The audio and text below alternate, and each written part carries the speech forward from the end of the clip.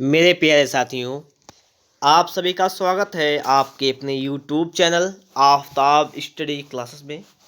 तो इस वीडियो में हम बात करने वाले हैं आपके क्लास 10 के लिए हिंदी का आपका पहला पार्ट वाराणसी, जो कि संस्कृत में आपको दिया गया है और इसकी व्याख्या यानी अर्थ इसका किस प्रकार से लिखा जाता है, इसके लिए इस वीडियो में हम लोग बात करेंगे। वीडियो अच्छा लगे तो एक बार लाइक, चैनल पर नए हैं तो चैनल को सब्सक्राइब जरूर कीजिएगा। तो आइए स्टार्ट करते हैं। यहाँ पर गद्यांश आपका एक पहला नंबर दिया गया है। वाराणसी सुविख्याता प्राचीना नगरी। इसका देखिएगा, पहले इतना असमझ लीजिएगा कि वाराणसी माने होता है कि वाराणसी नगर का नाम है। सुविख्याता, सुविख्याता माने होता है सुप्रसिद्ध। प्राचीना माने प्राचीन, नगरी माने नगर है। इसका मतलब क्या है कि वाराणसी सुविख्याता माने अत्यंत ही प्रसिद्ध एक प्राचीन नगर है। वाराणसी सुविख्याता माने एक अत्यंत प्रसिद्ध, बहुत ही प्रसिद्ध एक प्राचीन नगर है, यानी पुराना शहर है, कुछ कह सकते हैं। और क्या कह रहा है, यम माने यह है, विमल सलिल तरंगाया गंगाया कूले स्थिता। अब यहाँ पर वाराणसी की स्थिति की बात की गई है कि यह विमल माने स्वच्छ, सलिल माने जल और तरंगाया माने तरंगों से युक्त, कि यह स्वच्छ जल वाली तरंगों से युक्त गंगाया कूले स्थिता, गंगा के किनारे स्थित है। लिखा हुआ है आगे, अस्या घट्टानाम वलयाकृति पंक्तियां धवलायाम चंद्रिकायाम बहुरास्ते। अस्या माने इसके, घट्टाना माने घाटों की, वलय आकृति माने होती है घुमावदार आकृति, घुमावदार आकृति। किसके घाटों की घुमावदार आकृति, पंक्तियां लिखा, पंक्ति मतलब उसके घाटों की घुमावदार आकृति, मतलब घुमावदार आकृति वाली पंक्तियां। धवलायाम चंद्रिकायाम, धवलायाम माने श्वेत, चंद्रिकायाम माने चांदनी में, बहुरास्ते माने बहुत ही सुशोभित लगती हैं। ठीक है, लिखा हुआ है आगे, अगणितः पर्यटका सुदूरेभ्यः देशेभ्यः नित्यम अत्र आयन्ति। अगणितः माने असंख्य, अनगिनत, पर्यटका माने पर्यटक, सुदूरेभ्यः मतलब सुदूरेभ्यः मतलब सुदूर, दूर दूर देश से, नित्यम अत्र आयन्ति प्रतिदिन यहाँ आते हैं। अस्या घट्टा नाच, घट्टा नाच स्वभाव बिलो की, और इसके घाटों की शोभा को देखते हैं। इमा बहु प्रशंसन्ति, और इसकी बहुत ही प्रशंसा करते हैं। इतनी बात समझ में आ रही होगी। फिर सुन लीजिएगा कि वाराणसी एक सुंदर विख्यात प्राचीन नगर है। यह स्वच्छ जल वाली तरंगों से युक्त गंगा के किनारे स्थित है। इसके घाटों की घुमावदार आकृति वाली पंक्तियां श्वेत चांदनी में बहुत ही सुशोभित होती हैं। असंख्य पर्यटक सुदूर मतलब दूर दूर देश से प्रतिदिन यहाँ आते हैं और इसकी घाटों की शोभा को देखकर इसकी बहुत ही प्रशंसा करते हैं। ये तो इसका अर्थ रहा।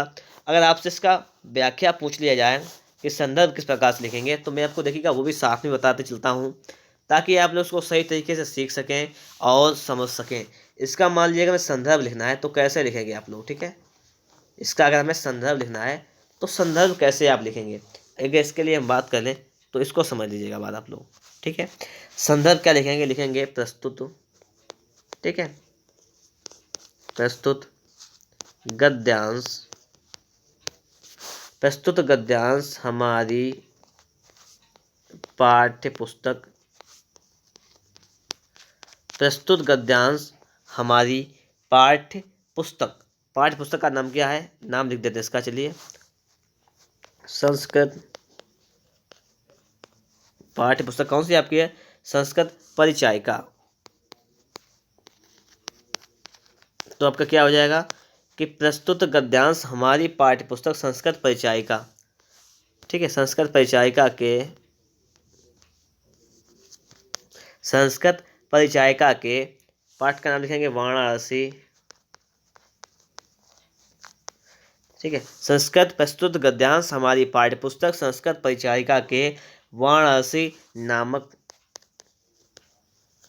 पाठ से लिया गया है या अवतरित किया गया है, कुछ भी लिख सकते हैं। पाठ से अवतरित किया गया है, अवतरित किया गया है।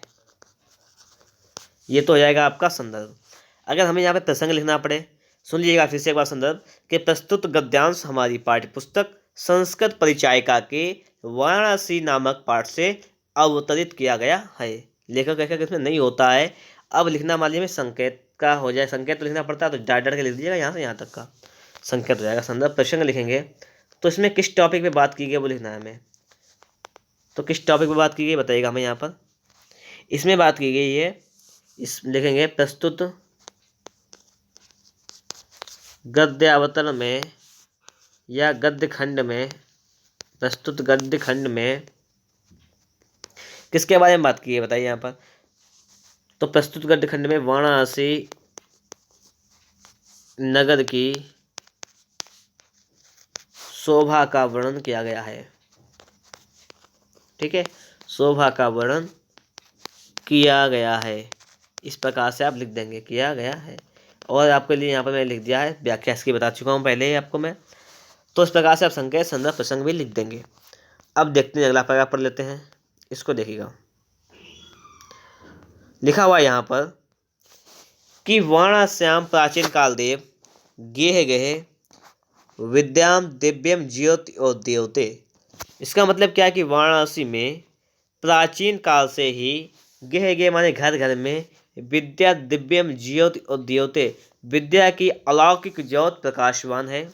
अधुना आप माने इस समय भी, अत्र माने यहाँ, इस समय भी यहाँ संस्कृत वाग्धारा, संस्कृत वाणी सततम प्रवाहित, लगातार प्रवाहित होती है। जनानाम ज्ञानोच्च वर्धन्ति, और लोगों के ज्ञान को बढ़ाती है। अत्र अनेके आचार्य मूर्धन्या विद्वांसा वैदिक वाङ्मयस्य अध्ययने अध्यापने च इदानी निरताः।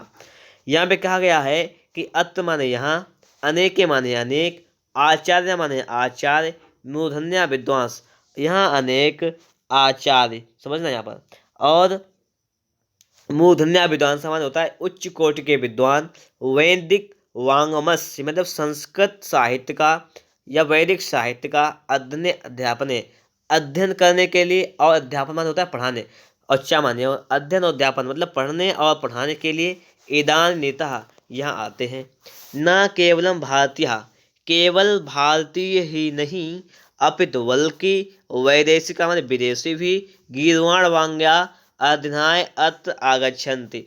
गीर्वाण वांग्या माने होता है संस्कृत भाषा का अध्ययन करने के लिए यहाँ आते हैं। निःशुल्कम च विद्या ग्रहणन्ति, और बिना किसी पैसे के विद्या ग्रहण करते हैं। अत्र माने यहाँ हिंदू विश्वविद्यालय, संस्कृत विश्वविद्यालय, काशी विद्यापीठम इत्येते त्रिः विश्वविद्यालय सन्ति। यहाँ हिंदू विश्वविद्यालय, काशी संस्कृत विश्वविद्यालय और काशी विद्यापीठ, ये 3 विश्वविद्यालय हैं। ये माने जिनमें नवीनाम माने नए, प्राचीनाच और प्राचीन माने पुराने, जिनमें नए और पुराने, ज्ञान विज्ञान विषयाम, ज्ञान विज्ञान के विषय में अध्ययन प्रचलित, अध्ययन चलता है, जिनमें नए पुराने ज्ञान विज्ञान के अध्ययन का, ज्ञान विज्ञान का अध्ययन चलता है। इतना हो गया, ठीक है। और वही बात यहाँ पर भी लिखी हुई है, इसको हटाइएगा, आगे देखेंगे इसको। यहाँ पे क्या लिखा हुआ है, पैराग्राफ नंबर 3 लिखा हुआ है कि ऐसा नगरी, यह नगरी भारतीय संस्कृत, भारतीय संस्कृत भाषा और संस्कृत भाषा का केंद्र स्थल है। यह नगरी भारतीय संस्कृत और संस्कृत भाषा का केंद्र स्थल है। अतएव संस्कृत वाङ्मयस्य संस्कृतेश आलोका सर्वत्र प्रसूता। यहीं से ही, इतएव माने यहीं से ही, संस्कृत वाङ्मयस्य मतलब संस्कृत साहित्य, संस्कृतेश और संस्कृत का, संस्कृत साहित्य और संस्कृत का, आलोका माने प्रकाश, आलोक माने होता है प्रकाश, सर्वत्र प्रसूता सभी जगह फैलता है। यहीं से ही संस्कृत भाषा और यहीं से ही भारतीय संस्कृत और संस्कृत भाषा का, यह नगरी जो है भारतीय संस्कृत और संस्कृत भाषा का केंद्र स्थल है। यहीं से ही संस्कृत साहित्य और संस्कृत का प्रकाश हर जगह फैलता है। मुगल युवराज हमारे मुगल युवराज, दारा शिकोह हमारे दारा शिकोह ने, अत्रागत मैंने यहाँ आकर, मुगल युवराज दारा शिकोह ने यहाँ आकर भारतीय दर्शन शास्त्रनाम अध्ययनम अकरोत्, भारतीय दर्शन शास्त्र का अध्ययन किया।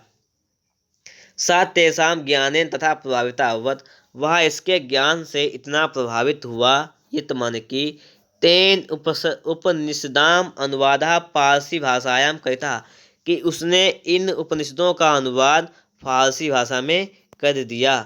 आगे लिखा हुआ है, फारसी भाषा में कर दिया। बात समझ में आ गई होगी, फिर सुन लीजिएगा एक बार, रिपीट किए देता हूँ यहाँ पर।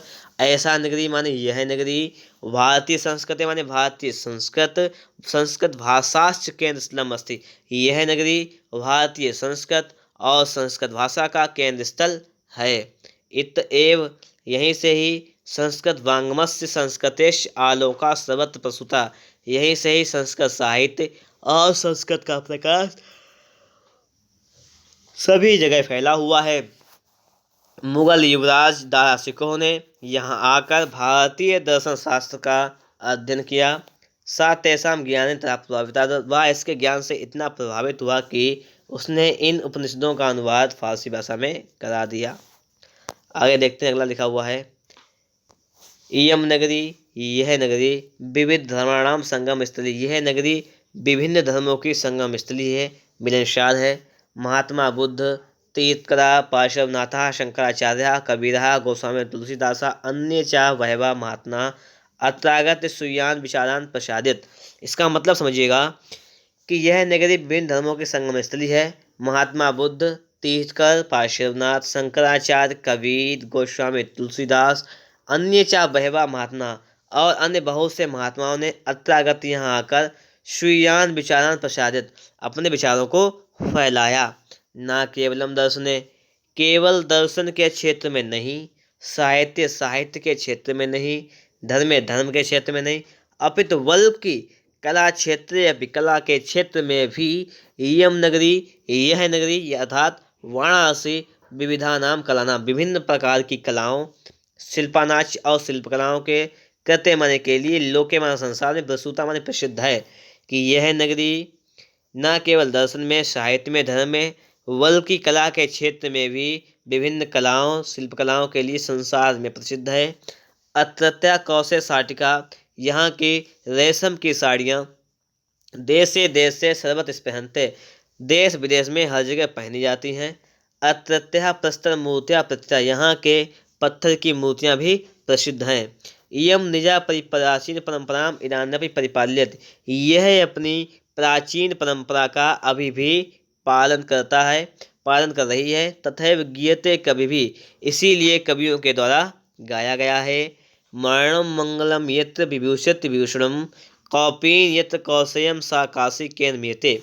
मरणम मंगलम यत्र मान होता है जहाँ, कि जहाँ मरना मंगलकारी होता है। विभूतिश्च विभूषणम, और चा माने और, विभूति माने जहाँ से विभूति, राखी, भस्म ही विभूषण आभूषण है, कि जहाँ की राखी वहाँ का आभूषण है। कौपीनम यत्र कौशेयम सह काशी केन मियते, कौपीन यत्र कौशेयम, जहाँ पर रेशम की, मतलब क्या है यहाँ पर समझिएगा, जहाँ पर मरने वालों को रेशम की लघौट पहनाई जाती है। सा काशी केन मियते, इस काशी की तुलना किसी से भी नहीं की जा सकती। इसका मतलब हो गया अर्थात इस काशी की तुलना किसी से भी नहीं की जा सकती है। तो इस प्रकार से मैंने आपको यहाँ पर पूरा पार्ट समझा दिया है। वीडियो अच्छा लगा हो तो लाइक, चैनल पर नए हैं तो चैनल को सब्सक्राइब, साथ में बेल आइकन को जरूर प्रेस कर लीजिएगा। कमेंट बॉक्स में बताइएगा कि आप लोगों को वीडियो हमारा पसंद आया या नहीं, और आप लोगों को कौन सा टॉपिक पढ़ना है तो उसके लिए भी कमेंट बॉक्स में कमेंट जरूर कर लीजिएगा।